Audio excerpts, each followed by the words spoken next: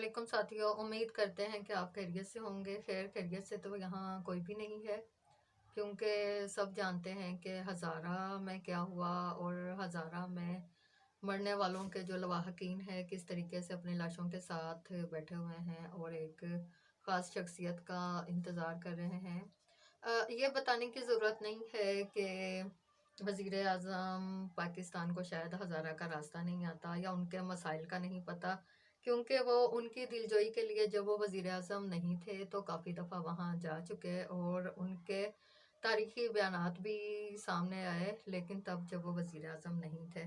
साथियों, एक दिल की बात करना चाहती हूँ आपसे। जब वज़ीर आज़म इमरान खान वज़ीर आज़म बने, क्योंकि वो हमारे कप्तान थे, 1992 में उन्होंने जिस तरीके से वर्ल्ड कप जीता और हमारी धड़कनें जो हैं वो आज तक वो वाला जो समा है वो नहीं भूल पाई। तो आप यकीन करें कि जब वो वज़ीर आज़म बने तो मेरे ज़हन में एक और चीज़ मंडलाने लगी, वो ये कि 2001 में अनिल कपूर, जी हाँ, ये बात तो ऐसी नहीं है कि यहाँ की जाए, लेकिन दिल की बात करना चाह रही हूँ क्योंकि आज मेरा बहुत दिल की बातें करने का दिल कर रहा है। एक नायक फ़िल्म थी जिसमें अनिल कपूर वज़ीर आज़म बने और हर जगह पहुँच जाते थे। और फिर सिस्टम की जब चीज़ें सामने आईं और उनका क्या हाल हुआ, तो वो वाली सारी चीज़ें जो है ना वो हमें वज़ीर आज़म के देखने वाले को वज़ीर आज़म के और करीब तर करती गई।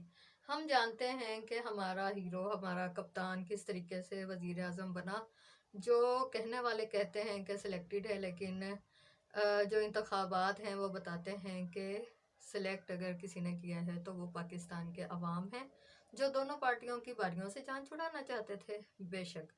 लेकिन इस सिस्टम में आने के बाद वज़ीर आज़म ने एक से बढ़ के एक नामवर इक़दामात उठाए, जिसमें एनआरओ ना देने का, बहुत सारे करप्शन के केसेस खोलने का, वगैरह वगैरह।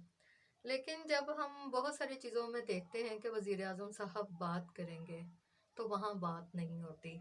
यहाँ तक कि बलूचिस्तान में जिस टीम को उन्होंने भेजा, पहले तो उसका बहुत माज़रत के साथ मैंडेट ही नहीं बनता था। मैंडेट इसलिए नहीं बनता था कि वो ओवरसीज़ पाकिस्तानीज़ के वज़ीर हैं, वहाँ वज़ीर दाखिला को जाना चाहिए था, वहाँ वज़ीर मज़हबी अमूर को जाना चाहिए था, वहाँ आईजी को जाना चाहिए था, वहाँ कानून नाफिज करने वाले अदारों के तर्जुमानों को जाना चाहिए था, इंसानी हकूक़ नेशनल कमीशन फॉर इंसानी हकूक़ जो बना हुआ है हुकूमती सतह पर, उन सब को जाना चाहिए था, लेकिन नहीं गए।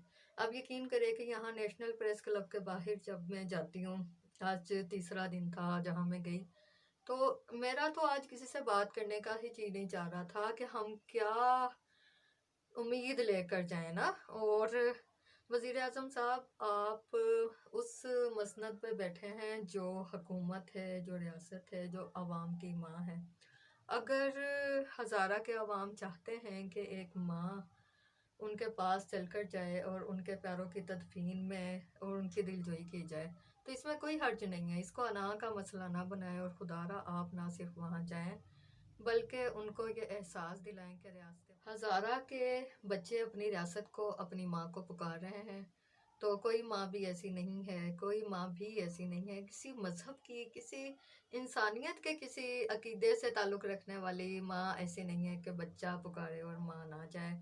वज़ीर आज़म पाकिस्तान, आप तो हमारे दिलों की धड़कन हैं।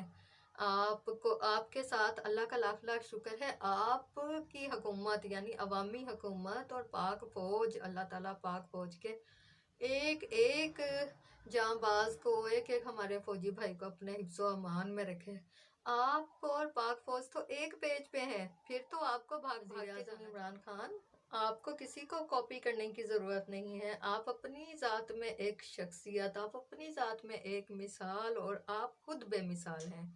आप अपनी ही मिसाल को दोहराएं और जनाब, आप एक कप्तान की तरह, एक मंजे हुए सियासतदान की तरह, एक अवामी लीडर की तरह, एक अवामी वज़ीर आज़म की तरह, एक मुंतखब वज़ीर आज़म की तरह फौरी तौर पर हज़ारा जाएं और उनके प्यारों की तदफ़ीन मुमकिन बनाएं और उनकी दिलजोई करें और उनको ये तसल्ली दें कि आइंदा कोई ऐसा वाक़या नहीं होगा।